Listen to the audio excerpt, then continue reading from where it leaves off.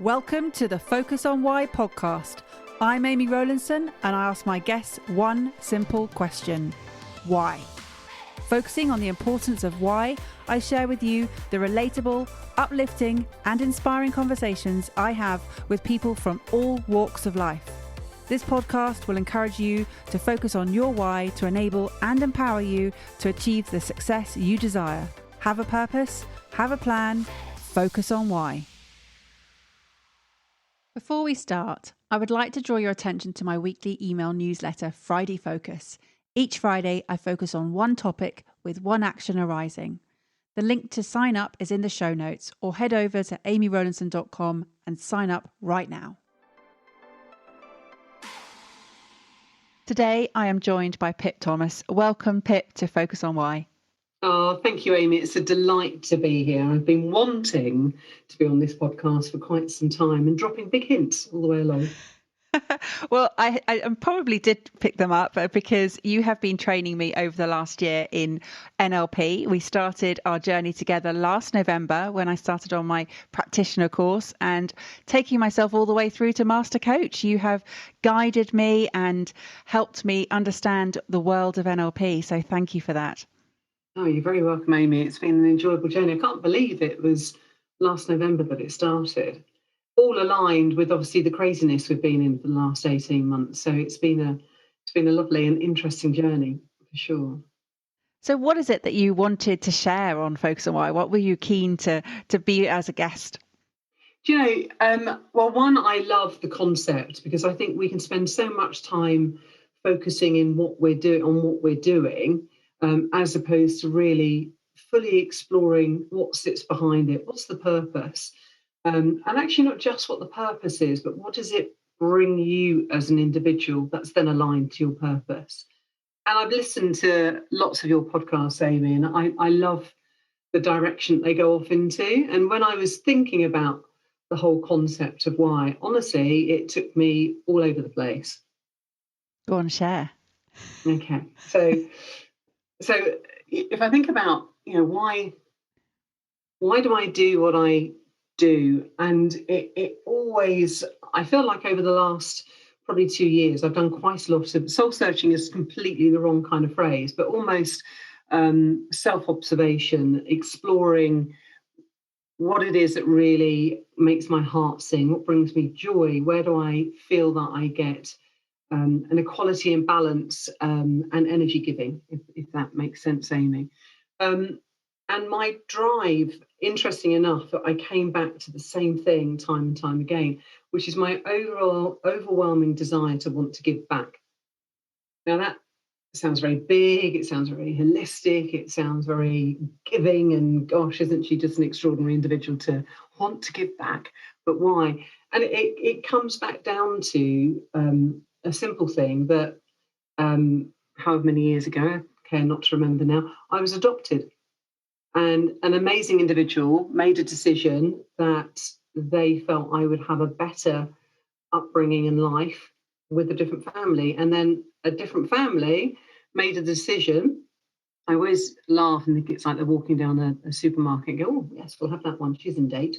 Made a decision to go, do you know what? We'll have this individual and give her, all the opportunities and all the opportunities to flourish and to grow. And for me, that's extraordinary that people go through that thought process. And it isn't always, Amy, because I'd pick you up on that if you said the word always. It isn't always a driver for me to want to go, my life has been fabulous and long may it continue to be so. And it's actually down to two groups of people making extraordinary decisions. And I'd like to give some of that back. And have you had that reframing of that individual, the amazing individual, made a decision to give you a better life? Or is that something that you have come to terms with recently? Do you know, a little bit of both. I think I grew up always, my mum and dad, my adopted parents were all my mum and dad. I never remember when they sat me down and said, you're adopted, Pip. I just always knew. So at some stage, it was interwoven into our worlds. And it has only ever been sold to me. You can tell I'm in business, can't you? Been sold to me as a concept, as a positive. Yeah. So I only ever had positive thoughts around it. I actually met my birth mother, and that remained positive until one moment in time when I then chose to step back. Thank you very much. I kind of ticked the box being able to say to you, thank you, when you made the right decision, and, trust that my world is good. And then there was a bit of reframing just around that part of it, Amy. But I think my desire to give back and having seen it as a positive experience has remained in place for probably a good 95% of the time. And having that ability, you're talking about the soul searching, but you reframed it again as self-observation and understanding what brings you joy. What changed for you when you had that new frame of thinking? Do you know, I think I let go of a whole load of bits that were around, and I was holding on to. I think I had preconceived ideas of how my life would be. I think I had preconceived ideas of my story, and from your journey with NLP, the memory that we have is only the memory of how we've enhanced the last time we remembered the event. So it shifts and changes. And I think what I was able to do was kind of let go of some of the preconceived ideas, but also some of the narrative that I had about who I thought I should be. Interesting use of language there, but who I thought I should be, and be who I am. And that's just refreshing. It's refreshing. It's almost, for want of a better phrase, it's almost like food for the soul. Don't get me wrong, I'm not constantly going around going, aha. And as you could tell, because that wasn't in tune, you wouldn't want me to. But it's refreshing to kind of go, I don't need to be concerned by that anymore. I can say thank you and I can move on. So we share the ability of not being able to sing. So congratulations there, Pip. but being in tune with yourself and understanding, you were saying there about how you shifted and changed the enhancement of your memories and who I thought I should be and who I thought I am. Do you ever let go of that constant knowledge of NLP and the way that it works and that your language that you are so conscious of? Yeah, that's a really good question, Amy, because you end up being the best coach of yourself, which in fact is a complete contradiction, because you're not going to be your best coach at all because you're so good at reframing what it is you've heard yourself say or think. Yes, I do. I think I've become much better at letting myself be at times. You'll know from your journey of NLP that it isn't a set of tools that you pick up and put down, a little bit like a reference book, looking at the books on your shelves behind you. I'm going to do a bit of NLP today. It becomes integral in the way that you think. And I think there are elements of it, the ability to reframe, the ability to sit and notice where I am and recognize that only I can shift and change it. They are inherent to who I am. And I'm very grateful that they are. There are definitely moments where I might very much sit in the present and have that moment or two of feeling sorry for myself, but I recognise what I can then do about it. So yes and no, I suppose is the answer to that question, Amy. Yes, there are times that I am potentially caught off guard, and no, in essence, that the toolkit that is NLP is basically a resource pool that you already had. You just become aware of it. So, I no longer sit in that moment of going, oh, God, this sucks. I can then go and I can do something about it. And having that choice and knowing that you've got that choice changes what for you? It changes. It changes the opportunities available and open to me. It changes my energy levels. It changes my desire to stay present with who I am and aligned with my purpose. And I've made some fairly significant decisions over the last few days about some of the areas where I currently put my energy from a work perspective. And it was really interesting to notice that when I took ownership and had that level of choice, Amy, that the outcome, when I made the decision and was in the driving seat of making that decision, the shift in my energy, the lightness I felt was huge because I felt aligned again to or more aligned to my purpose, and to coin the word or the phrase, to my why. And you're mentioning energy a lot, Pip. You talked right at the beginning about the equality of balance and energy giving. You're talking about energy levels. You're talking about the shift in energy. Mm-hmm. What sort of position does energy play in your life? So energy for me, in the sense that I'm referring to it as, is around gratitude and generosity. So I am an absolute avid believer that givers gain. I think that belongs to a networking group, actually, but I'll pinch it for a second. But in the vein that I will happily give my time and my energy, and at some stage something will come back round for me. I'm not doing it with the preconceived idea of, okay, Amy, if I do this for you, what are you going to do for me? Yeah, it's a sharing of energy, but actually the balance is there, because if you work with like-minded individuals, or you associate yourself with like-minded individuals who believe in generosity and gratitude, then by virtue you have an energetic balance and an exchange. And you're talking about like-minded individuals. Now, we've worked together on our values. We know what our value levels are. Share with me where you feel the association with like-minded individuals serves your purpose and your values. Well, gosh, so those days when you come back from maybe you go to an office, maybe you've had meetings online, a whole host of things, and you sit there at the end of the day and you can't quite work out what it is that doesn't feel right. It feels uncomfortable. Potentially you feel quite drained. You're not necessarily sparky about the fabulous day that you've had, and you're replaying some of the situations and things that have occurred. Often that lack of alignment is because you're working in an environment or with individuals who are gravitating from a values perspective in a very different place to you.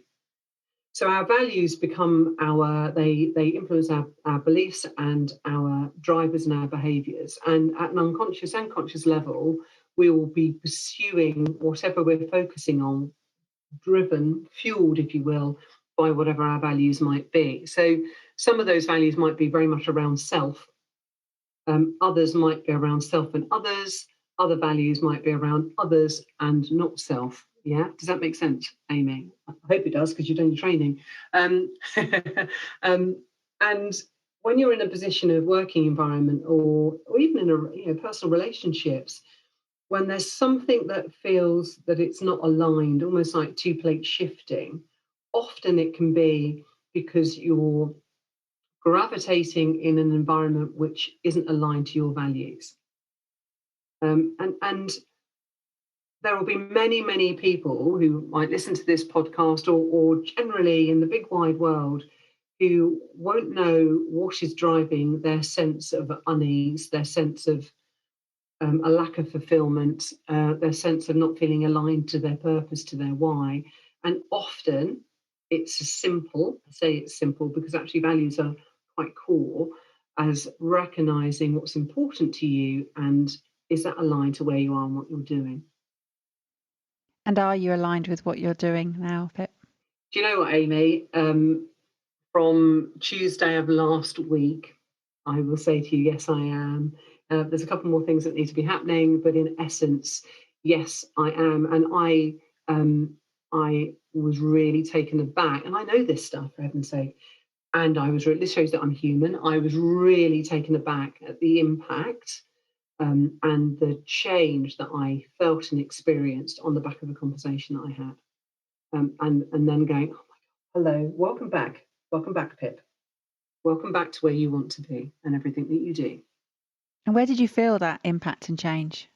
Very much within my heart, to be honest. But it was quite funny actually, because I came home and then I went, oh, I'm going to go out on a 10-mile bike ride, pouring with rain. But hey, who cares?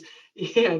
Whereas previously, it's extraordinary how every aspect of your being is impacted when you're not aligned to your purpose or your why. And within that, those two words, I would throw the word value as well. Yeah. So those three for me are a concept. And I know one drives the other, but in essence, it's incredible how so many areas of your being, your physicality, your mental fitness and wellness, your drive, all those things, your appetite are impacted when those elements are misaligned. So I feel very, very aligned to where I'm going. And I know I've used the word energy quite a lot. It's there, Amy. Watch this space. After this call off, I go for a trot. So you've spoken about how you're very focused now on the giving piece, and you're aligned with your work. What is coming next? So I am really looking forward to putting my focus 100% back into Edge NLP, which is our who you've trained with. Really looking at how we can enhance the courses that we're delivering with coaching packages, but more importantly, how I can build a community of like-minded individuals within that arena. And I'm a firm believer that in the power of community. And I think I'd stepped away from that over the last few years, and last 3 years, in fact. To come back in to a community and create a community of like-minded people where there isn't anyone wanting to sell or gain anything from anyone else, but there's a whole group of individuals wanting to give support and help nurture. And by virtue of that, business gets done. That's how it works. But it gets done in a very wholesome way, if that makes sense, a very balanced way where there's an equilibrium running through. So I'm going to be focusing my time and effort on what that looks like. Also really looking to expand Edge. The pandemic worked for us in many ways because we went online and we demonstrated, and you were part of that, Amy, for sure, that it can be really effective online. So I really want to be growing that side of the business and taking it, to as far afield as we can, where people can work within a relevant time zone, for sure. But in essence, create the brand in a way that it's about community and about gratitude and generosity. And I feel that. I felt that on doing all of the online training that came through. I really do, and I can only see that going from strength to strength. What I want to pick up on is the repetition of like-minded individuals or like-minded people. Do we all have to be like-minded to build a community? No, not at all. And it's interesting that you picked up on that. So I would say the fact I've used that phrase a lot is actually my internal dialogue being projected around my drive and desire now to be back with like-minded people. Yeah. So do we need like-minded people to build a community? No, not necessarily. But we need a through line. That through line, in essence, will be around the values associated with that community. Yeah. So you will know, for instance, from the values level, that there's a journey that you go through. And you can almost consider it an entry point and an exit point as you move through to the next value. But there's a lobby in the middle.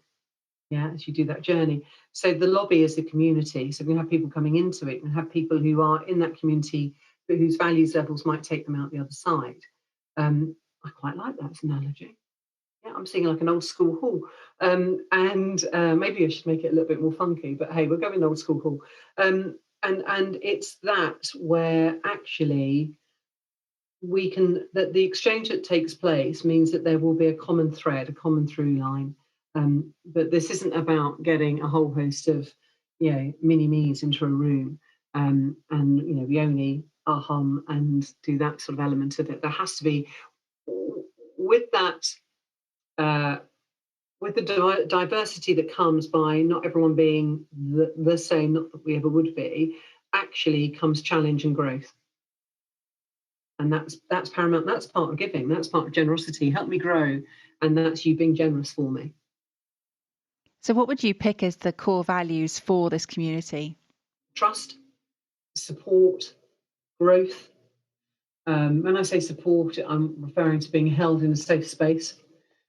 Challenge and gratitude would be the ones that jump to me right now. Yeah, I was going to say, and it's a real place of creative thinking. Now, that when I say that, I'm not referring to a room full of creatives. but the ability to have creative thinking. And World Values Day is on Thursday, the 21st of October this year. And this episode is coming out that day.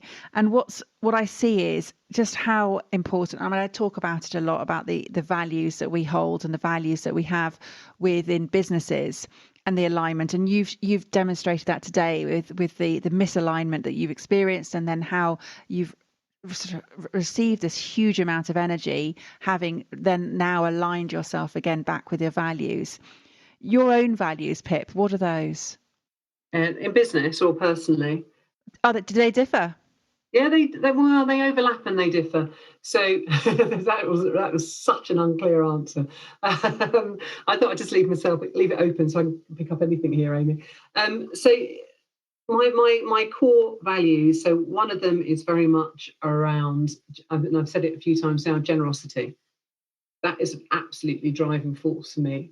Fairness. It's really interesting. I sit here with my hands on my heart when I do this. Fairness. And do you know that's probably gone up the ranks for me over the last 3 years? Yeah. Mutual respect is a massive one. And opportunity is a value for me. So, and that's opportunity for me and for others. It's interesting that you said that fairness had gone up the ranks. Was it a case that you weren't able to exhibit it, therefore you sort of suppressed it? Or was it a case of you, and now you've allowed it to sort of bubble up to the surface because you can actually perform with it? So that's a really good question. So the interesting thing with that is that our values are core to us and they sit very much at an unconscious level. However, the context of our life can influence how those values serve us in that moment in time. Yeah. So for instance, let me give you a scenario. So fairness has always been important to me. I wouldn't say it's in my top 3 normally. I think my focus on fairness over the last couple of years has come about by what I have perceived as being a lack of fairness. Yeah. So it hasn't been a positive driver in essence that I've then, because whatever you focus on becomes your reality. Wherever you put your focus, your energy will flow. So when I was talk about other people, when I was feeling a high level of a lack of fairness, I am focusing on that and the context that it sits in, and I'm seeking evidence to support it. Yeah, so that I'm right. I want to be right that this isn't fair, because that's how we work as the human dynamic. So now having taken ownership of what I can do about that and shifting and changing it, here I am now saying, I now seek fairness. Fairness as a positive, not as a it's not fair, but as in how can I create fairness? How can I see it and allow it to be expansive? Expansive would be one of my values as well, Amy. Expansiveness for myself and others. It's really interesting, and I've got a couple of different areas I want to pick up on. So seeking evidence to support it, the confirmation bias there around the lack of fairness, and then a sort of giving yourself the opportunity to say, see, it's not fair all the time, and then switching that from an away from driver towards into a towards driver, and switching that. Then you just spoke about expansiveness, and yet the community you want to build is about a safe space. So you have a safe space, but it's also expansive. So let me answer that one first. And one of the things I love about podcasts is that often you don't get to see all the hand movements and the facial expressions of anyone, which I think is, so you have to imagine what's going on right now. So the safe space rather, is a safe space to allow people to be expansive. Okay, so if we cut it right down to as simple as an introvert and an extrovert, and you put an introvert in a room full of extroverts, the introvert isn't necessarily, and I'm absolutely generalizing here, the introvert isn't necessarily going to feel they can be expansive with how they express their thinking. Yeah. So what I want to be able to do within the community is create a community where it's a safe space to be expansive and explorative, if that's the phrase, to explore your thinking, explore your ideas. And it's absolutely okay if someone says, I like it, and picks at something or pokes at something in order to shift and change it again. Does that make sense for you, Amy? It does. And I'm just picking up on that. I like it. And what have you removed from your language to put in and? But absolutely, gosh. I want to come back on the point around fairness in a moment, actually, because you sparked a thought and the but bit came into play then. Yeah, the word but. So when someone says to you, I like your thinking, but all we hear, because the way our unconscious mind is structured, is it then automatically goes to, okay, here it comes. Sock me with it. What's the negative? What's the downturn on this? Because it's going to be, but, I don't think it's going to work. We forget the bit before. It negates the positive. So simple change in language and suddenly makes it expansive. That's expansive language. I like the idea. And have you considered? It's like, expansive, open thinking as opposed to closed negative thinking that would only then feed, potentially an existing limiting belief. And you wanted to talk about fairness, Pip? Yeah. So what made me think about where I went when you said that question that you wanted to pick up on? So I talked about how I have focused on things being the unfairness of a situation. And isn't it interesting? Because there's that element of within NLP, we have a whole host of terms which are known as the presuppositions of NLP, which are almost the backbone of the thinking. And the very first one is respect the other person's model of the world, and you don't have to buy into it. And in essence, when I am solely focusing on something and the unfairness in my model of the world, in the other person's model of the world, potentially it isn't unfair. And I just had that moment of going, do you know what? Potentially in their way of being, in their thinking, in their model of the world, with their value set, this situation isn't unfair at all. And they're perceiving my response to it as being, misaligned. So always having that almost double check, recognizing that again is a really healthy place to be, Amy, because, it also allows you to step back from it and realize it's a context, it's a situation, it's not people. So yeah, you allowed me to become expansive with the way I thought about that previous situation. So I thank you for that. Fantastic. And where is this community going to be based? Is it on social media? Where are we going to find it? So there are two things that are going to be happening here, Amy, and both of which I'm excited about. The community will be based on social media for sure. However, there is going to be a fixed space, which is going to be known as the space. So we've got a couple of places we're interested in, which is going to be a location for community thinking.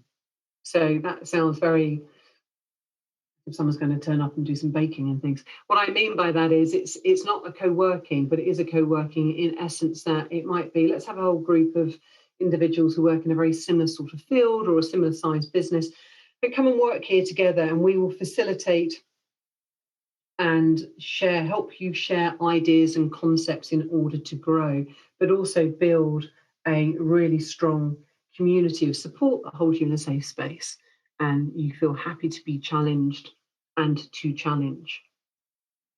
So you mentioned earlier your personal values, and you said that your business values differ slightly, overlap. You had some confusion there. What are the business values? Let's hear what they are. So for the business values, the areas that would be different within there would be around success, recognition, drive, very much would be there. And I think gratitude, expansiveness would be there for sure. Now, what's really interesting for me, Amy, is that those words, those values have changed. So when I think about success, in my previous world, when I've worked very much in a corporate arena, Edge was set up in 2009. Prior to that, always in a corporate arena. And up until recently, I've always had a foot in that sort of environment. And it's that foot that's actually now shifting and changing. But success is being very much driven by my success. That's what it's meant. How successful am I in this arena, in this context? And my corporate world has very much been a female and a very male technology dominated environment. So, I bought into you have to work that bit harder in order to compete. It's a concept. Who put it out there? Who knows? And do you? I don't know.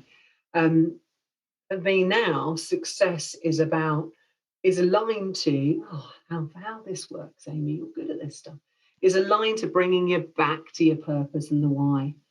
The success isn't me as an individual, it's the success of the concept of what I'm looking to be part of and to create. And the recognition and things like that are around that now, as opposed to, have I just won an award at the AV News Awards? Wow, fabulous, great dress. And the drive? I realise my energy, Amy, and the drive comes back to my desire to want to give back. My desire to want to give back, for sure. I've had, as a side aside, I've had many a conversation with Jules, who's both my partner and my business partner, with Edge, and about we talked about fostering children and all sorts of things, in the desire to want to give back. And I said, I would just do this. I would come home with hundreds and just have to, get a haul and make it work. Because I just, come back here. Come on, let's sort this out. So does it come right back to that? You didn't say there was a moment, because you said you felt that you knew you were adopted all the way from the right beginning. And it's now that giving back is literally wanting to adopt everybody you can. Yeah. Do you know what? Yeah. Could you imagine? Oh my gosh. The energy bills are going through the roof. Yes, in a metaphoric way now, for sure. And if I think about the phrase adopt in that sense, it's being able to, adopt the role of saying, come and be part of this, and let me help you have a positive experience, whatever the context might be that I have had. And if you could pick one word to cover everything, what would it be? Joy. Joy. I'm not good at one word, you know this, Amy. I have word one when there's plenty. So, okay, I'll allow you to explain what joy means to you then. The joy that others experience by having their moment and being able to see there's more to life than where they are right now. The joy that brings me as being part of that journey. The joy I get by feeling that I have added value. And finally, the joy I get by feeling aligned to what really drives and is important to me. Amazing. Thank you. So what have you not shared that you would like to share so far on this? So very good question. That feels a little bit like a language pattern that I might have heard somewhere. So what have I not shared that I'd really like to share? So do you know what? I'm gonna talk a little bit, if I can, around the world of NLP and where it sits in people's worlds. And in a very much in a nutshell, that my journey of NLP started back in 2004. I went into it from a corporate perspective, thinking it'd be great in business. You hear lots of things around it being manipulative in sales and all sorts of stuff, and anything can be manipulated if the wrong set of values are attached to it. And my moment when I started my journey was a real aha moment of going, gosh, this is so much bigger than I ever realised. And without that introduction, my life, I am absolutely sure, will be very different. I've subsequently built 4 businesses, sold 2 of them, or 3 of them, in fact. I've changed my personal world quite dramatically, so I'm aligned with who I am. And I would actively encourage everyone, and that's such a big statement, but everyone to explore NLP in one way or another. It isn't a do to, it's a do with, and it's a way of creating a real flexibility in thinking, and which by virtue opens up choice, but also to empower your thinking, which is phenomenal. The only thing that stops us achieving things is the narrative we play out. So that's the world of NLP. Clearly, I would love everyone to come and explore it with Edge NLP. But more importantly, actually, to me, is you find the provider that works for you, that you're aligned to it. Again, absolutely. So you get the most of the journey. It's so important. It's such a personal journey for you that it's just really important that you're aligned and buy into the way in which it's being delivered as a course. Well, I would highly endorse everything you've said in terms of NLP and how it can benefit you, but also doing it with you as a company. And you and Jules have just created such an incredible program and a variety of programs, because I've literally, I think I've explored all of them now, which has been fantastic. But going through it, and something I want to pick up on was the do to. It's a do with, not a do to.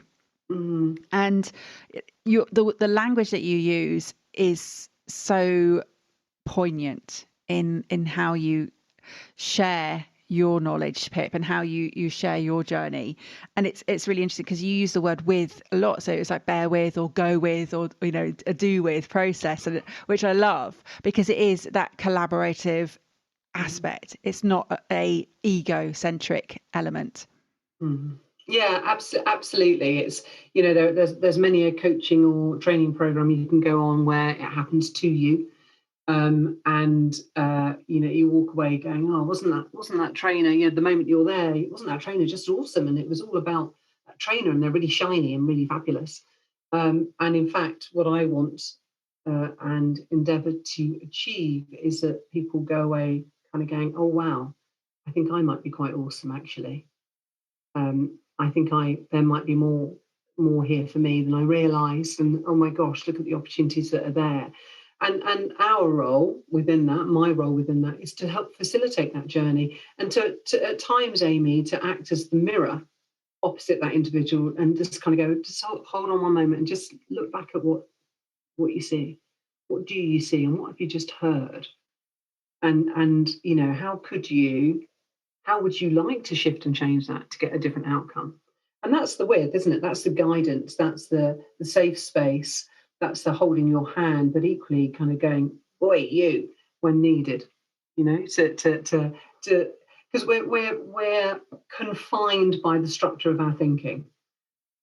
So what I want and endeavour to do is enable you to make that structure bigger, broader, more expansive. So your thinking is then exactly those things, and then we're no longer confined. We're able to seek out and explore.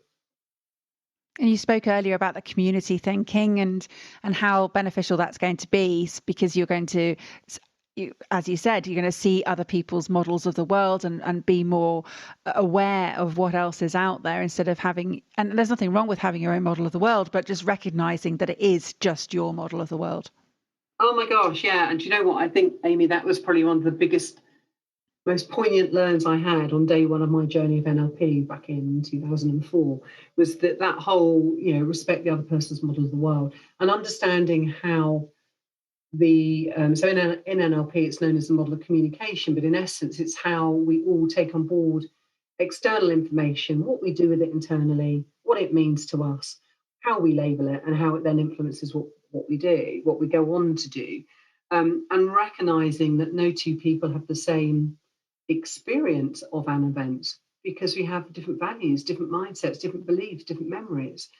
It was really refreshing, Amy, because it leads you to almost, by default, we're quite judgmental as humans, but it allows you to just step back a moment and kind of go, all right, this is my model of the world, that's that person's model of the world. I'm going to have some respect for that. And somewhere in the middle, we can find a place that will work. So being judgmental by default as a human, how does it serve us to be judgmental? It doesn't. I think there's a natural thing to be judgmental to, you think about fight or flight, potentially initially to keep us safe. Oh, that means this.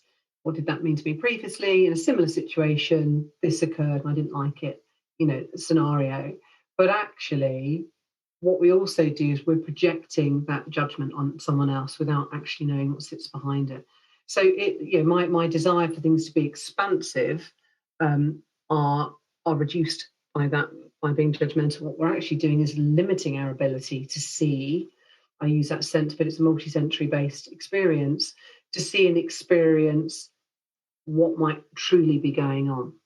So we cut down on opportunity, we cut down on choice. Why would you want to do that? I totally agree. Absolutely. Keep your choices open. But we do have to make choices. We can't be indecisive in this world. No, absolutely. Or can we? No, I'm joking. Me and humour. I'm still learning it. So absolutely. But the beauty being, though, if you're able to make the choice from a place of positive thinking, not a choice from being backed into a corner, metaphorically. Yeah. So the more knowledge that we have, the more we're able to get a balanced view on something, gives us the ability to make a choice that moves us forward as opposed to limits us. Being able to move forward then gives us even if it's a little step, Amy, it then gives us the opportunity to then have choice in that situation and then move forward again. And there's been a lot of focus here, Pip, on thinking. How does feeling play its part? But for me, or within the thinking drive. So what happens invariably is something will occur. We will make sense of it based on our experiences, values, memories. We give it meaning based on our memories. That meaning influences the way we then choose to think about it, and then has an impact on our emotions. So, positively or negatively. So, the beauty of NLP is around understanding the how we choose to think about something. Okay, so I say this sometimes and have to caveat it. I don't have to, but I choose to. I'm not necessarily concerned with what the person is thinking, as in the outcome. I'm really concerned with the how they got to that stage. Yeah, the journey they've gone through. So if you can change that journey, you're going to get a different outcome. Yeah. And that's where, and if you change that journey of thinking, then you get a different emotional outcome as well, a different emotional driver. If those two things are then aligned, then your opportunity to do more is increased quite dramatically. Yeah, it's a difference between going, do you know what, I can only get to Scotland one way and it's going to take me forever. Well, actually, no, there's probably about 5 or 6 different ways you could get there. Some of them might be a much more beautiful journey, quicker, more comfortable, cheaper, you name it. Are you with me? So it's just a different way of thinking about it. You said you're not concerned with the what, it's more the how you got there. What about the why? Ah, well, the why is yes. Otherwise, we'd have to scrap this, wouldn't we, really? Because the why is incredibly important, because the why is an unconscious and conscious driver. So yes, so the why, the thing that makes your heart sing, the thing that in my world would make my heart sing and bring me joy is my why. What I want to happen then is the how I choose to think about anything that happens around that serves me to move me forward. Yeah. So it's aligned. So my why, my how, and then the outcome are all connected. And again, that comes back to the whole thing for me being aligned to my values, doing something that sits aligned to my values. And I love, Pip, how we've done a full circle and we've come right back to the beginning of where you were talking about your self-observation, about how you've done that sort of soul searching of what brings you joy and what makes your heart sing. And we've just ended on that note. So perfect. Well done. Good job. Thank you very much. Thank you very much. Thank you, Amy. Pip, how would people get in contact with you? So you can track me down on LinkedIn as Pip Thomas on LinkedIn. You can email me very easily at pip@edgenlp. You can find me on Instagram. You can visit the website for Edge as well. And also you can visit my own personal website. So all of those opportunities are there for you. And actually the other day, Amy, I actually picked up the phone and called someone. Isn't that just a little bit retro? So I love a conversation, being highly auditory. So, I'm even up for a bit of a chat. Well, I've loved our conversation today. And yes, we do need a reminder that our phones do also make phone calls as opposed to all of the incredible other things that they do. But Pip, it's been such a great opportunity here to sort of focus on why you do what you do. So thank you so much for coming on the podcast. Amy, thank you. It's been a delight. Love speaking to you always. So thank you for giving me the time today. It's a pleasure. Do you have some final words for the audience, please?